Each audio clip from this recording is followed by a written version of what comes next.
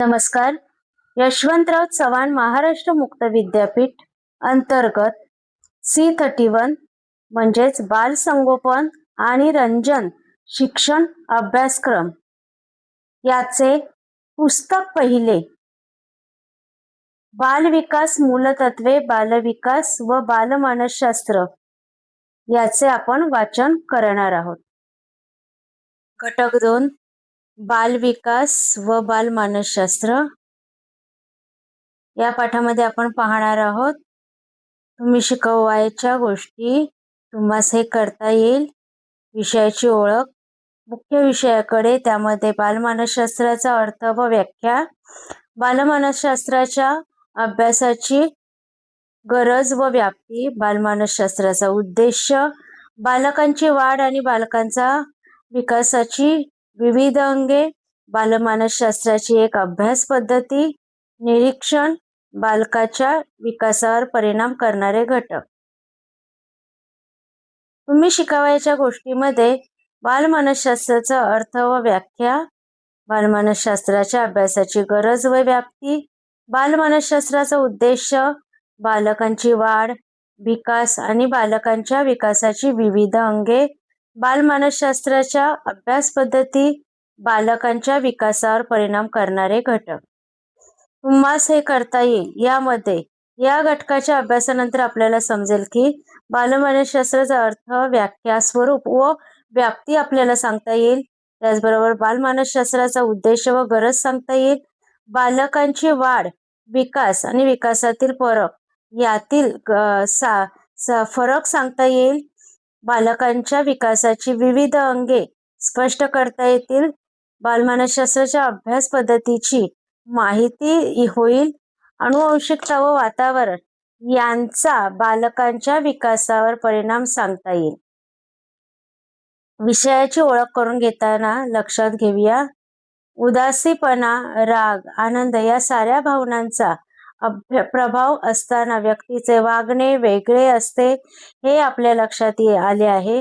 स्वर उंच असणे, आदळआपट करणे, गुपचूप बसणे, सारखे हसणे, गुणगुणणे, छान बोलणे असे विविध प्रकारचे वागणे तुम्हाला दिसेल.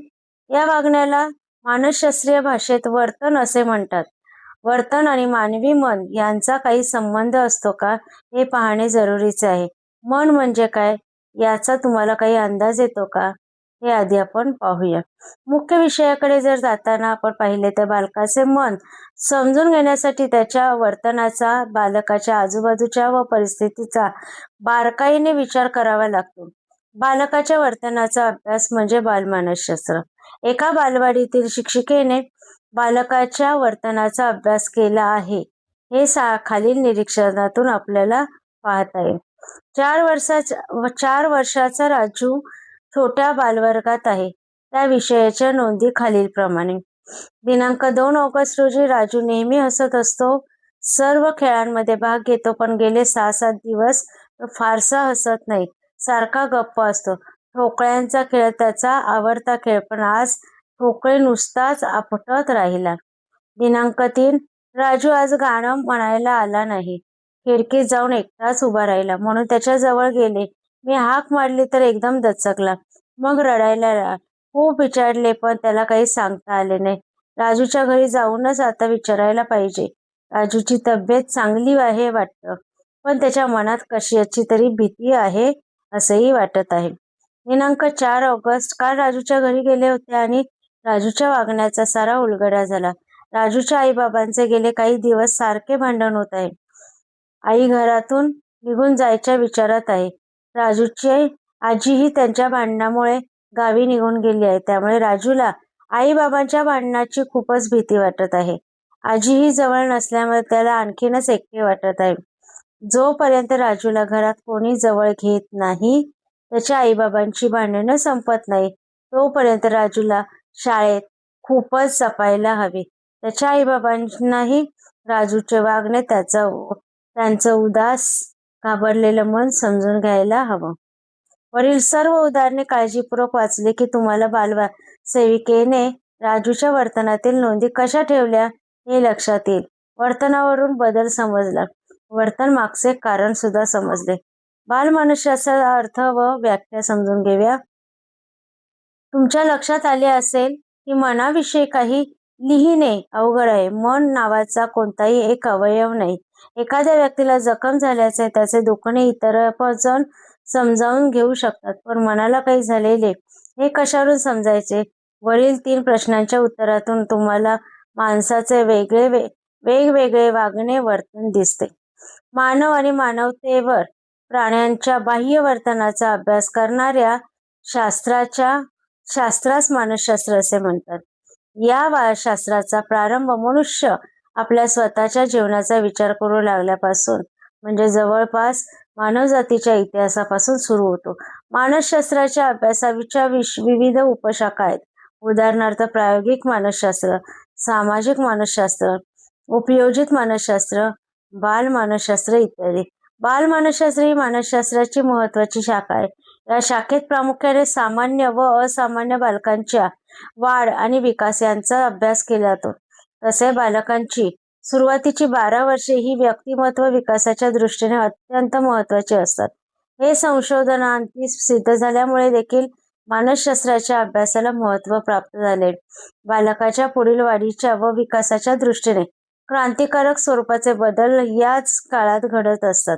बालमानसशास्त्राच्या अभ्यासामुळे बालकाच्या विविध वर्तन, आकारावर आणि मानसिक विकासावर निरनिराळ्या स्वरूपाच्या परिसरातील घटनांचा परिणाम कशा प्रकारे होतो याची माहिती मिळते. त्याचबरोबर बालकाच्या निरनिराळ्या विकासावस्थांचे आदर्श मापन टप्पे आणि बालकांच्या वाढ आणि विकासावर होणारे भले बुरे परिणाम याची चर्चा आणि विश्लेषण यांचीही माहिती आपणास मिळते. यामुळे बालकांच्या मानसिक व शारीरिक अवस्थांचे आपणास निदान करता येईल. यावरून थोडक्यात बालमानसशास्त्राची व्याख्या पुढील प्रमाणे करता येईल. बालकांच्या वर्तनाचा अभ्यास करणारे शास्त्र म्हणजे बालमानसशास्त्र होय. लक्षात ठेवा, वर्तनात विविध स्वरूपाच्या कृती, हालचाल, खेळणे, हसणे, रडणे, बोलणे आदी क्रियांचा समावेश होतो. बालमानसशास्त्राची आणखी एक व्याख्या पहा. जन्मपूर्व अवस्थेपासून पौगंडावस्थेपर्यंत व्यक्तीचा विकास कसा होतो हे शास्त्रीय पद्धतीने अभ्यासणारे शास्त्र म्हणजे बालमानसशास्त्र. वर्तनावरून आनंद, दुःख, राग असे भाव ओळखता येतात. वर्तनामागे विशिष्ट कारणे असतात. या कारणांचा शोध वर्तनांचे निरीक्षण करून, परिस्थितीचे निरीक्षण करून पालकांशी व बालकांशी चर्चा करून घेता येते. यावरून सकारात्मक वर्तन बदलासाठी प्रयत्न करता येतो. दुसरा उपघटक आहे बालमानसशास्त्राच्या अभ्यासाची गरज व व्याप्ती. आतापर्यंत वाचनातून कोणत्या वयापर्यंतच्या मुलांना बालक म्हणावे असे प्रश्न तुमच्या मनात आला असेल. बालशाळेत येणाऱ्या बालकांचा आपण प्रामुख्याने विचार करणार आहोत. यामुळे 2.5 ते 6 वर्षापर्यंतच्या मुलांचा विचार येथे केला आहे. बालमानसशास्त्राच्या एकूण अभ्यासात आज जन्माआधीपासून 14 वर्षापर्यंतच्या बालकांचा विचार मांडलेला आहे. शिवाय बालकांच्या वर्तनाबरोबरच अनेक गोष्टींचा बालमानसशास्त्रात अभ्यास केला जातो. तो कसा ते पाहूया. राजूच्या वागणुकीवरून राजूच्या उदास होण्याचे शोध बालसेविकेने कसा घेतला हे तुम्ही वाचले. पुढील उदाहरणे वाचा. 3 वर्षाच्या स्नेहलला स्वतःचे बूट स्वतःच घालायचे होते. तेवढ्यात आईने तिला बूट घालून द्यायला सुरुवात केल्यावर स्नेहलने जोरात पाय आपटत रडायला सुरुवात केली. 3.25 वर्षाचा मंगेश पोळी भाजी हाताने खायची म्हणून हट्ट धरून बसला. 2.5 वर्षाच्या प्रशांतला स्वतःची चड्डी स्वतःच घालायची होती. बाबांनी त्याच्या हातातून चड्डी घेतल्यावर तो जोरात रडायला लागला. वरील प्रकारची उदाहरणे 2 ते 4 वर्षाच्या मुलांबाबत सारखी घडत असतात. त्यांच्या या वर्तनाचा अर्थ शोधता येण्यासाठी बालमानसशास्त्राच्या अभ्यासाची गरज आहे. या वयातील मुलांना प्रत्येक गोष्ट स्वतःच करून पाहायची उत्सुकता असते. बालकाभोवतीच्या व्यक्तींना ते करू न दिल्याने मुले हट्टीपणा, चिडखोरपणा करू लागतात. कोणत्या वयात मुले कशी वागतात हे समजण्यासाठी बालमानसशास्त्राची गरज आहे.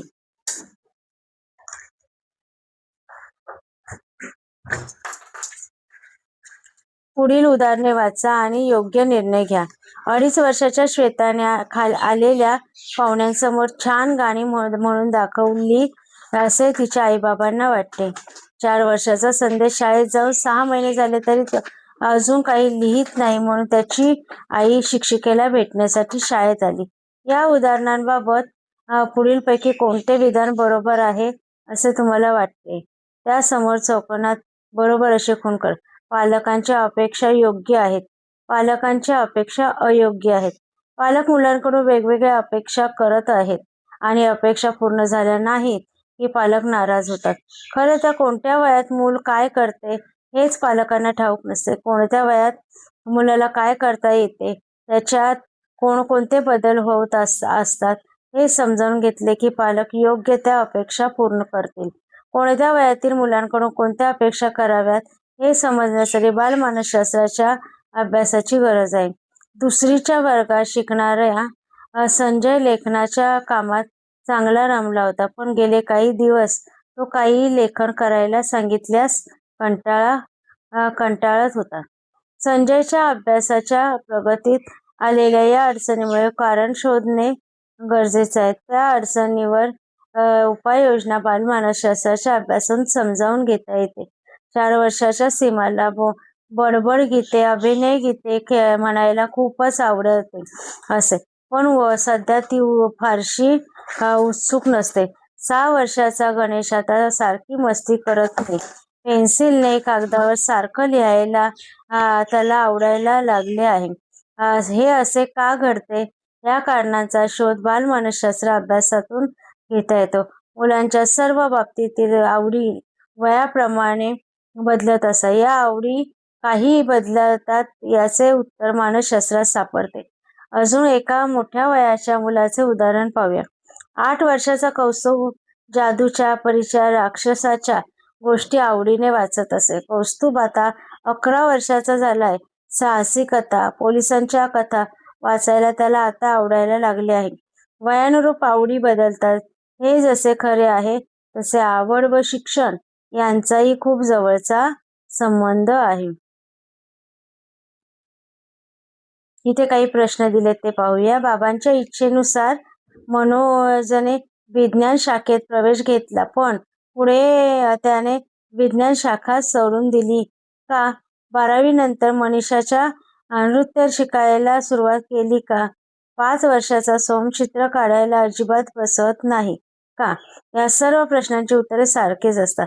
आवड नसली की दिलेल्या कामात लक्ष लागत नाही. आवड असली की केव्हाही लक्षपूर्वक काम करता येते. लक्ष एकाग्र झाले की नवी गोष्ट समजू शकते, म्हणजे शिक्षण हे होते. बालमानसशास्त्राच्या अभ्यासातून आवड, शिक्षण, लक्ष एकाग्र होणे याचा संबंध सांगता येत नाही. सुजयची आई तिच्या मैत्रिणीला सांगत होती, सुजय दिसायला अगदी बाबांसारखा आहे. गोड खाण्याची आवडही अगदी बाबांचीच. मुलांना आई बाबांकडून, आजी आजोबांकडून असे काही गुण दोष मिळत असतात. अशा गुण दोषांचा परिणाम मुलांच्या शिकण्यावर होतो. मूल वातावरणातून खूप शिकत असतात. आईचा नाच बघून छोट्या विण्याला नाच करावासा वाटतो. आईची इच्छे, स्वच्छतेची, टापटीपची सवय, तिचं घर वस्तू नीट ठेवणं पाहून मनीषाही नीटनेटकेपणाची सवय लागली. घरातील सर्वजण थोडा वेळ तरी वाचायला बसा. हे पाहून 3 वर्षाचा सुरेशही शांतपणे चित्राची पुस्तके बघत राहतो. वातावरणाच्या मुलांच्या वर्तनावर काय परिणाम होतो हे बालमानसशास्त्राच्या अभ्यासातून समजते. पालक व शिक्षकांना सामान्यपणे मुलांची प्रगती कशी होते, त्यांच्या शारीरिक भावनिक बदल कसे होऊ शकतात, त्यांच्या प्रत्येक वयाची वैशिष्ट्ये काय आहे हे माहिती असणे खूपच गरजेचे आहे.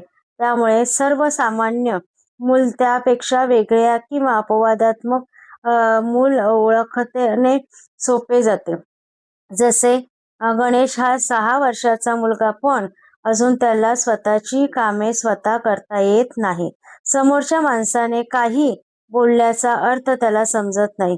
त्याच्या चेहऱ्यावरून ते कळतही नाही व सांगितल्यापर्यंत त्याला काही कृतीही करता येत नाही. गणेश हे वेगळेपण पालकांनी समजून घ्यायला हवे, पण तो लहान म्हणून सोडून दिले तर गणेशचे खूपच नुकसान होईल. योग्य वेळी त्या योग्य तो उपचार सुरू करायला हवा.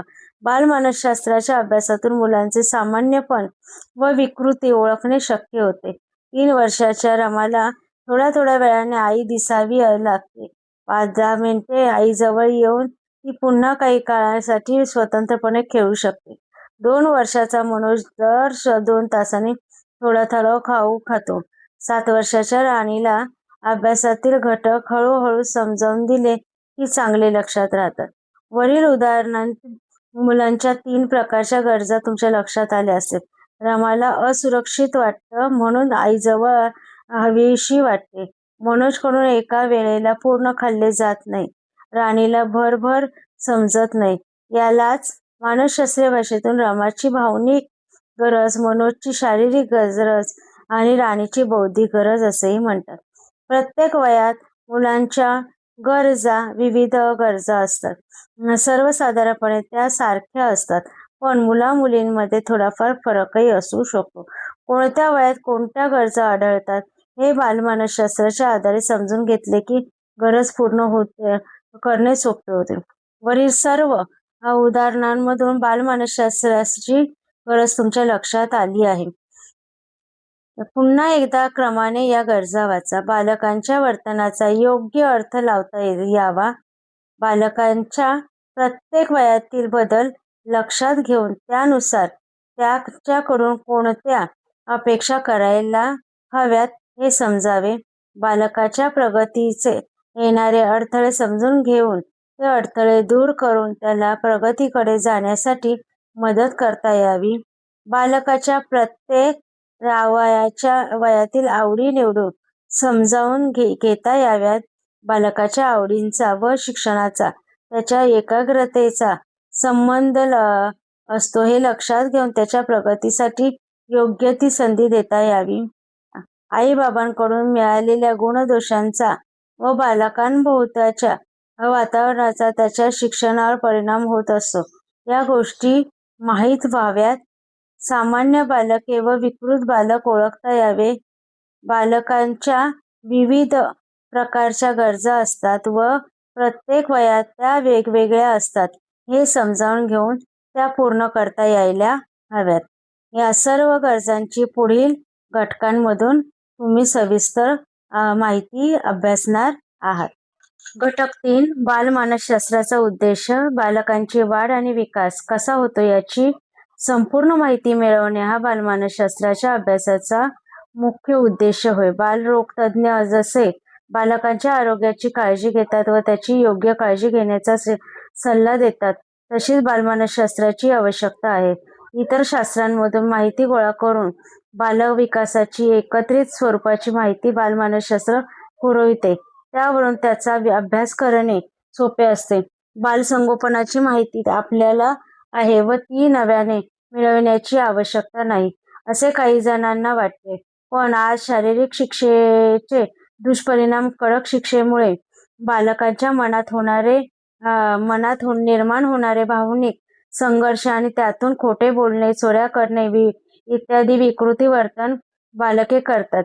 या वर्तनामागची कारणे कोणती याचा शोध घेण्याचे कार्य हा बालमानसशास्त्राचा अभ्यासाचा विषय होय. या अभ्यासामुळे बालवर्तनाची शास्त्रीय माहिती, बालवर्तनाचा नीट अर्थ लावता येतो. यामुळे प्रौढांना, पालकांना व शिक्षकांना बालकांच्या भावभावनांचे शास्त्रीय ज्ञान होते. तान्हे बाळ झरझर मोठे होते, चालायला, बोलायला, धावायला लागते.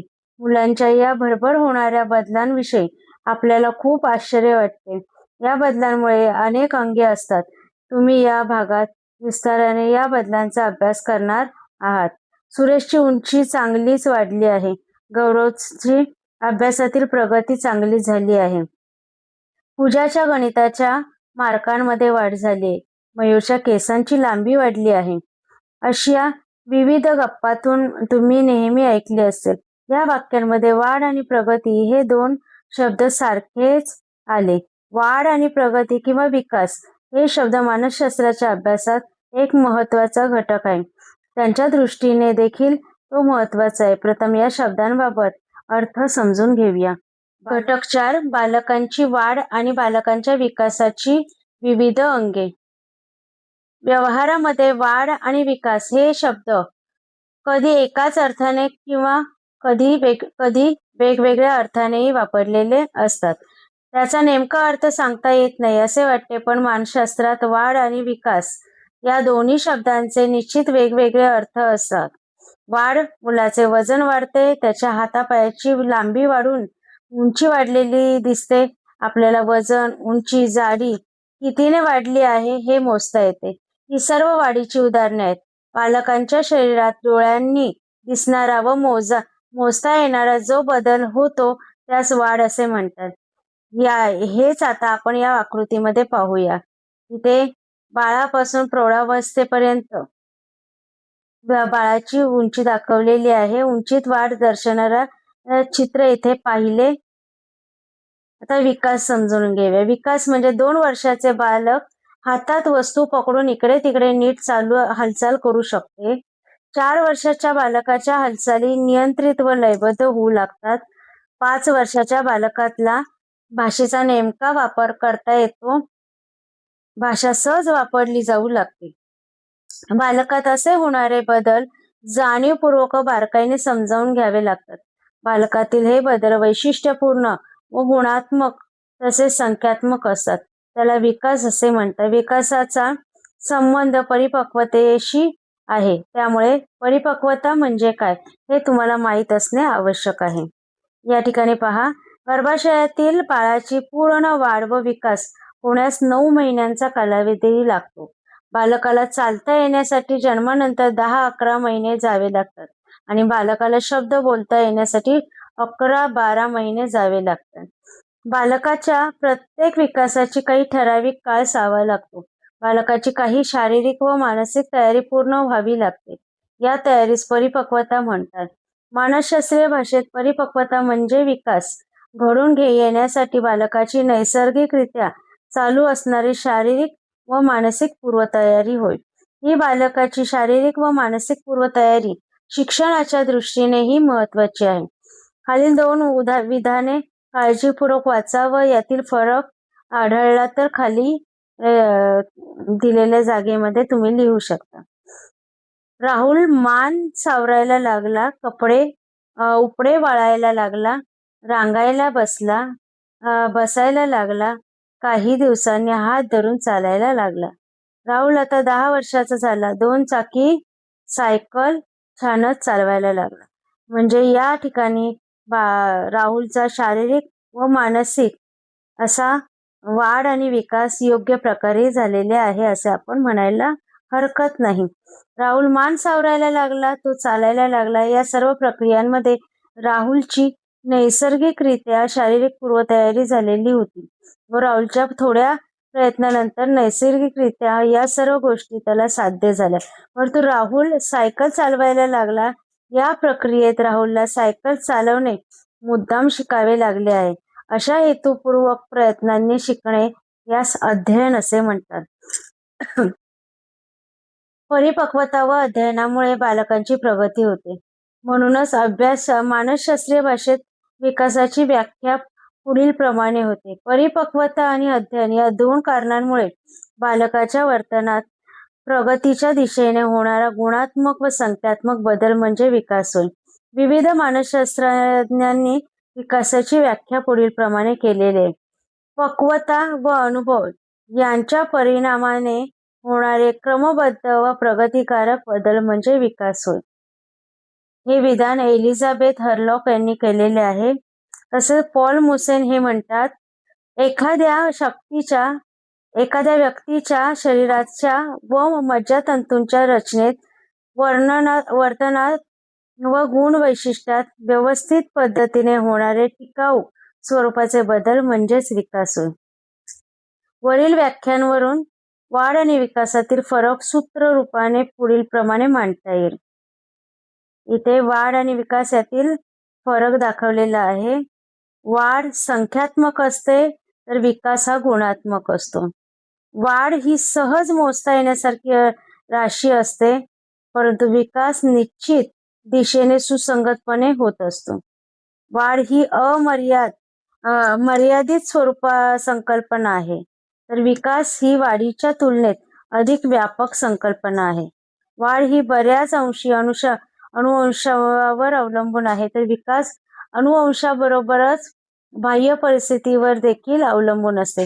विकासावर अणुवंशाचा प्रभाव कमी असतो. विकासाची अंगे समजून घेऊया. जन्मापासून बालकाच्या विकास विविध बाजूंनी होत असतो, त्याला विकासाची अंगे म्हणतात. पुढे विकासाची अंगे दिलेली आहे, त्यांचा सविस्तर अभ्यास पुढील प्रकरणात आपण करणार आहोत. शारीरिक विकास म्हणजे शरीरामधील अंतर्गत अवयवांमध्ये होणारे बदल व अवयवांची प्रमाणबद्ध वाढ होणे व अवयवांची हालचालींवर नियंत्रण ठेवणे. कारक विकास म्हणजे 4 वर्षांच्या गौरांगी लहान मणी भरभर छान ओवते, गौरांगी नागमोडी रेषावरून नीट चालते, गौरांगीच्या लहान व मोठ्या स्नायूंवर जे नियंत्रण आले आहे ती कौशल्यांची कामे करू शकते, यालाच कारक विकास असे म्हणतात. मानसिक व बौद्धिक विकास. 5 वर्षाच्या विराजला रंग चांगले ओळखता येतात. गरम, गार, जड, हलका अशा अनेक संकल्पनांचे अर्थ त्याला पक्के ठाऊक आहेत. प्रश्नांची उत्तरे नीट देता येतात. विराजचा बौद्धिक विकास चांगला झाला आहे असे म्हणता येईल. भावनिक विकास. 3 वर्षाचा मंगेश आता पाळणाघरात व शाळेत रडत नाही. मंगेश एखाद्या वस्तूसाठी खूप हट्ट करत नाही. रडत असला तरी त्याची समजूत लवकर पटते. भावनांचे नियंत्रण मंगेशला जमू लागले आहे. हाच त्याचा भावनिक विकास होय. सामाजिक विकास. 3.5 वर्षाचा राहुल आपल्या मित्रांना खेळणी देतो व त्यांच्याबरोबर खेळतो. 4-5 वर्षाची मुले वाळूत खेळताना किल्ला करतात, तासभर एकत्र खेळत होती. एकमेकांना वस्तू घेता येणे, एकमेकांबरोबर न भांडता खेळता येणे, एकमेकांना मदत करणे हा सामाजिक विकास होय. कल्पनाशक्तीचा विकास. 5 वर्षाच्या 6 मुलांनी शाळेत ठोकळ्यांमध्ये एक गाव तयार केले व आपल्या शिक्षिका ताईला प्रत्येकाने आपण काय केले आहे ते नीट समजावून सांगितले. हा कल्पनाशक्तीचा विकास झाला आहे असे म्हणता येईल. सर्जनशीलतेचा विकास. 7 वर्षाच्या मयुराच्या हातात माती दिली की तो छान छान वस्तू तयार करतात. हा तिच्या सर्जनशीलतेचा विकास होय. सौंदर्य दृष्टिकोन. सौंदर्य दृष्टीचा विकास. 6 वर्षाच्या रघुने रांगोळीत रंग उठून दिसतील असे भरले. 8 वर्षाच्या मृणालने पाने फुले फुलदाणीत नीट खोचली. घर छान आवरून ठेवले. साध्या वस्तूंचाही नीटनेटकेपणा वापर करणे, नीट रचना करणे, रंगसंगती समजणे यातून सौंदर्य दृष्टीचा विकास जाणवतो. अशा सर्व बाजूंनी मुलांचा विकास होणे आवश्यक आहे. त्यासाठी योग्य त्या संधी शाळेत व घरात मुलांना द्यायला हव्यात. त्यांची प्रगती अधिक व्हावी म्हणून त्यांना प्रोत्साहन द्यायला हवे. या विविध घटकांबाबतीत माहिती पुढे स्वतंत्रपणे घटकामध्ये देण्यात आलेली आहेच. विकासाची तत्वे समजून घेऊया. अनेक वर्षाच्या मानसशास्त्राच्या प्रगतीतून विकासाची प्रक्रिया कशी घडेल याबाबत काही मूलभूत नियम लक्षात आले आहेत. विकासाची प्रक्रिया समजून घेताना या नियमांचा फारच उपयोग होतो. या नियमांना विकासाची तत्वे म्हणतात. विकासाचा निश्चित क्रम असतो. पुढे काही विधाने दिलेली आहेत. त्या विधानांना मुलांच्या ज्या कृती आहेत त्यानुसार त्यांचा क्रम लावणे. मुले पाणी दे, खाऊ हवा अशी 2 शब्दांची छोटी वाक्य बोलू शकतात. असे वेगवेगळे आवाज मुले काढू शकतात. पुढे शब्द उच्चारू लागतात. बाबा, पापा असे सोपे लक्षात राहिलेले आवाज काढू शकतात. मुलांच्या बोलण्याला सुरुवात व्हायला एक वैशिष्ट्यपूर्ण क्रम असतो. मुलांच्या शारीरिक, बौद्धिक सर्वच विकासात असा एक निश्चित क्रम असतो. कारक विकास ह्या प्रकरणात असाच एक क्रम तुम्हाला सांगता येईल. विकासाची प्रक्रिया सतत चालू असते. पुढे काही एक उदाहरण दिले ते वाचा. 6 वर्षाच्या मुलाला चांगले बोलता येऊ लागले म्हणजे त्याच्या भाषेचा पूर्ण विकास झाला असे म्हणता येणार नाही, कारण शब्दसंग्रह पुढे पुढे वाढतच असतो. प्रौढत्वाची वैशिष्ट्यपूर्ण वाक्यरचना करता येऊ लागतात. काही जणांना कविता, कथा वगैरे लिहायला येऊ लागतात. याचाच अर्थ विकासाची प्रक्रिया सतत चालू असते. फक्त तिचा वेग बालपणी जास्त असतो, पुढे तो कमी कमी होतो वृद्धपणी विकास मंदावतो.